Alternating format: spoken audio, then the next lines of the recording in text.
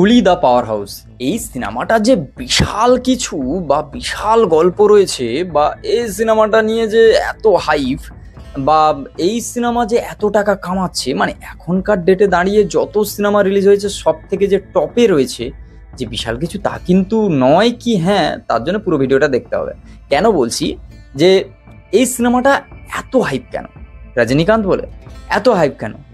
আমির খান আছে বলে এত হাইপ কেন? নাগার্জুন আছে বলে, বা অনেক স্টারকাস্ট আছে বলে? অ্যাকচুয়ালি এই সিনেমাটায় লোকেশ কানাগরাজ সে হচ্ছে রজনীকান্তকে একটা ট্রিবিউট দিয়েছে। মানে বলতে গেলে তুমি যদি দেখো এখানে গল্প, এইসব সিনেমা না ওই গল্প ওরিয়েন্টেড সিনেমা বা এরকম কিছু তা নয়। একটু আধটু মাথা টাথা বাড়িতে রেখে যাও, লজিক খোঁজার দরকার নেই, জাস্ট ফুল টু এন্টারটেনমেন্ট নাও, জাস্ট ফাটিয়ে ভিজুয়াল, তারপরে ফাইট, তারপরে এইসব জিনিসগুলো দেখো, ভাই মজা এসে যাবে।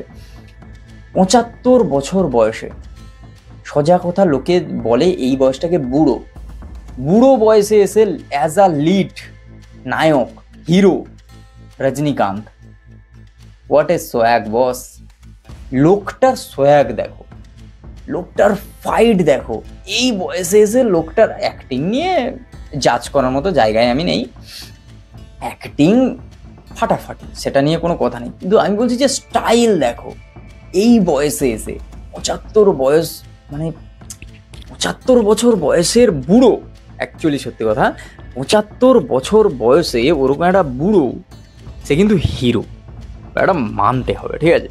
এবার এই কুলি সিনেমা যেটা ওয়ার্ল্ড ওয়াইজ মানে রেকর্ড করে যাচ্ছে, এত টাকা কামিয়ে যাচ্ছে, সিনেমাটা রিভিউ দেখতে গেলে অতটাও ভালো নেই, অতটাও যে বিশাল সবাই ভালো বলছে তা কিন্তু নয়, কিন্তু শুধু সোয়াগ আর কমার্শিয়ালের যে এন্টারটেনমেন্টের যে বিষয়টা, তার সব কিছু মাল মশালা বলতে গেলে ওই সিনেমার মধ্যে রয়েছে, তাই হচ্ছে এত হাইপ।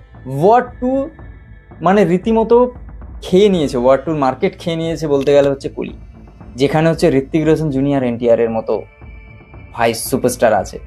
রজনীকান্ত একা যে লেভেলের হচ্ছে খেলটা দেখালো বস এই বয়সে এসে, মানে মানুষটা এখনো মানে ৮০ বছর পর্যন্ত, সে হচ্ছে ৮০ কেন ৯০ হতে পারে, সে কিন্তু অ্যাজ আ লিড হিরো পাঠিয়ে দেবে বস। যে সোয়াগ দেখিয়েছে আর যে লেভেলের সিনেমাটা হচ্ছে করা হয়েছে, মানে এবার লোকেশ কানাগরাজ যদি আলাদা, মানে যত সিনেমা সে যে ধরনের সিনেমা বানায় সেগুলোর সঙ্গে যদি তুমি তুলনা করো, গল্প স্টোরি তারপর সব কিছু প্লট অনুযায়ী সব কিছু যদি করো, তাহলে এই সিনেমাটা ফালতু সিনেমাই অ্যাকচুয়ালি দেখতে গেলে। কিন্তু অ্যাজ আ এন্টারটেনমেন্ট হিসাবে যদি দেখতে যেতে যাও টাইম পাসের জন্য, ভাই এই সিনেমা মারাত্মক। মানে সাধারণ মানুষ যারা হচ্ছে এই আমাদের মতো খুঁতখুঁতে পাবলিক নয়, যারা গিয়ে হচ্ছে ভালো খারাপ সব কিছু দেখবে আগা পাঁচতলা এরকম যারা নয়, তারা মজা পাবে এই সিনেমাটা নিয়ে, মজা পাচ্ছে তাই সিনেমা চলছে।